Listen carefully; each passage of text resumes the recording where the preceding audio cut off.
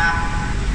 Đến với video giới thiệu về các dòng sản phẩm về sản xuất cửa nhôm, cửa nhựa của công ty cổ phần xuất nhập khẩu Factor Việt Nam.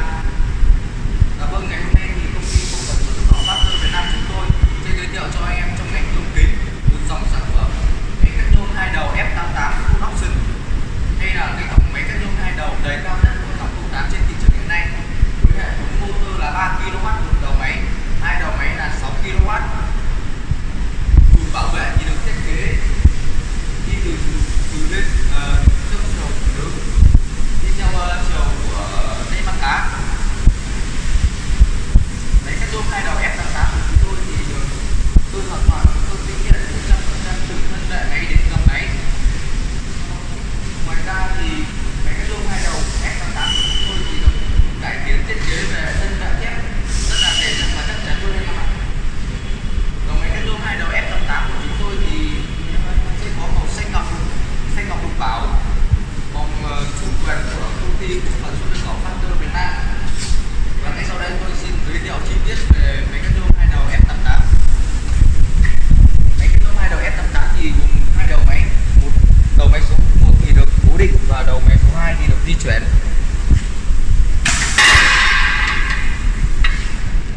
Khi mà di chuyển thì đầu máy số 2 là sẽ được hãm bằng piston hãm hơi. Đấy. Anh em chỉ cần hãm piston hãm hơi lại thì đầu máy số 2 sẽ tự động là không di chuyển được nữa.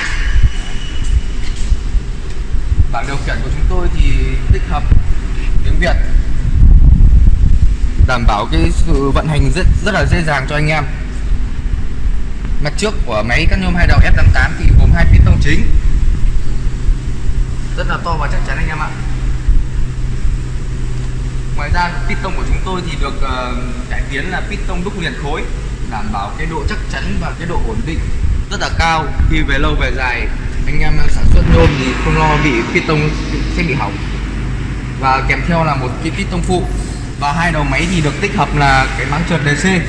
Khi mà anh em cắt DC nhỏ ra thì tự động cái DC sẽ tuôn xuống, đảm bảo cái độ an toàn rất là cao. Hai đầu máy thì được đỡ bằng hai mặt đích sắt rất là to nguyên khối ở mặt trước và mặt sau. Đấy. Ở đầu máy, ở hai đầu máy thì đều được tích hợp là hệ thống là thông lỗ khí motor, làm cho motor là ổn định, chạy nhiều sẽ không bị nóng, đảm bảo cái độ ổn định rất là cao. Và cái dòng máy cắt nhôm hai đầu F88 của chúng tôi thì tích hợp thêm là đèn led và kính lúp. Đi về làm về mùa đông hoặc là khi trời tối anh em có tăng ca thì sẽ rất là dễ dàng nhìn. Và thước của chúng tôi là bao gồm là thước nẹp nhôm anh em nhé, và thước được khắc hoàn toàn bằng CNC, đảm bảo về lâu về dài là không bị mờ thước hay không bị han rỉ.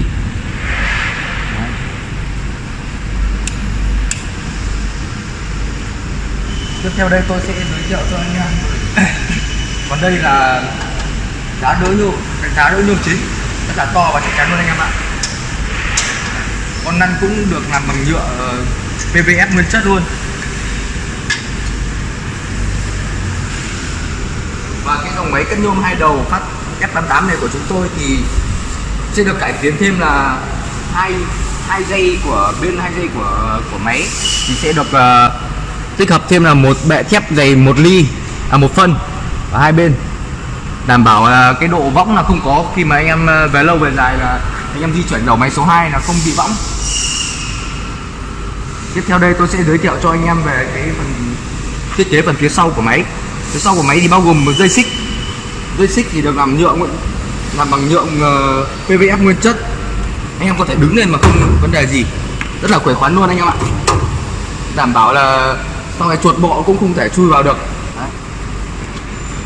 Ở bên sau máy thì sẽ gồm 4 piston chính. Đây là piston đẩy trục rất là to và chắc chắn, cũng là được đúc liền khối luôn. Đây là piston của hãng Beton, làm theo công nghệ của Đức nha anh em nhé. Đấy. Còn đây là piston chuyển góc 45 và 90. Đây là piston khí, còn đây là piston dầu. Piston dầu thì hỗ trợ piston khí là khi mà đẩy lưỡi ra ấy, thì sẽ không bị rung bị giật. đảm bảo cái độ chính xác rất là cao. Còn đây là vòi phun dầu thông minh. Vòi phun dầu thì anh em có thể chỉnh ra nhiều hay ra ít là do anh em chỉnh để tiết kiệm cái dầu cho mình. Còn dưới đây là can đựng dầu cũng được cải tiến rất là hoành tráng luôn anh em ạ. Can đựng dầu sẽ gồm 2 màng lọc này anh em này. Đây là màng lọc số 1, đây là màng lọc số 2 ở bên trong. Đảm bảo là mặt nhôm không thể bay vào cho anh, không thể bay vào can đựng dầu được. Đảm bảo cái độ han rỉ của lưỡi là không có. Và đầu máy số 1 thì được thiết kế hoàn toàn giống như đầu máy số 2. Tiếp theo đây tôi sẽ giới thiệu cho anh em về hệ thống tủ điện của máy cắt nhôm 2 đầu F88 Full Option. Hệ thống tủ điện thì gồm 2 con áp tổng, 2 cục hút và 1 cầu chì, 1 con chống đảo pha và 2 con dơ lê nhiệt. Đấy.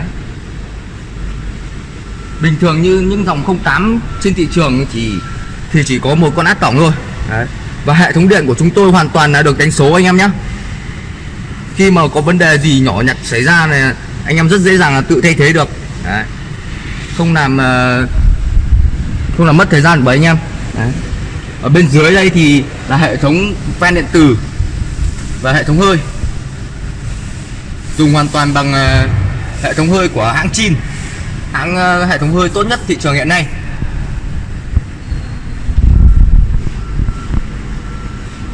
Vừa rồi thì tôi đã giới thiệu về tổng quan của máy cắt nhôm 2 đầu F88 Full Option, thế hệ mới nhất của cái dòng 08 trên thị trường hiện nay. Và ngay sau đây tôi sẽ cắt thử nhôm cho anh em được xem.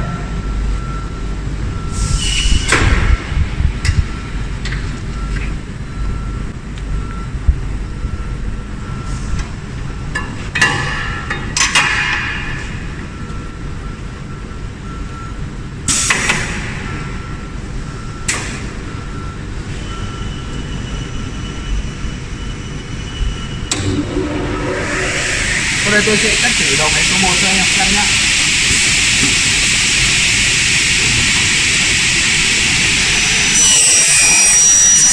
Tiếng motor rất là êm, tiếng cắt thế.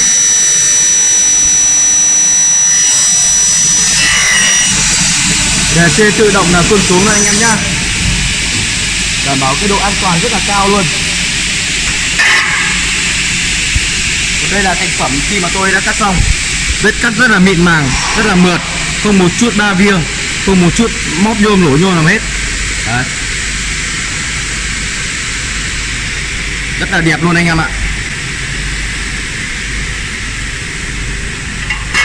Dạ vâng, vừa rồi thì tôi đã giới thiệu qua về máy cắt nhôm 2 đầu F88 và đã cắt thử nhôm cho anh em được xem. Mọi chi tiết anh em cần tư vấn hay là mua máy thì liên hệ với số điện thoại ở bên trên màn hình. Em Tuấn 0971 283 262 hoặc 086 806 3663 để biết thêm thông tin chi tiết. Ngoài ra thì công ty cutter chúng em thì cung cấp tất cả các dòng máy cắt nhôm 2 đầu khác, ví dụ như là máy cắt nhôm 2 đầu F99, F90, F55 và F66 và các dòng máy cắt nhôm 2 đầu 05, 08, 09 về cũng không. Chúng em là rất rộng luôn anh em ạ. Anh em có nhu cầu thì liên hệ với số điện thoại ở bên trên màn hình. Ngoài ra anh em cũng ấn like và đăng ký kênh để theo dõi những video tiếp theo của em. Xin cảm ơn anh em đã xem video.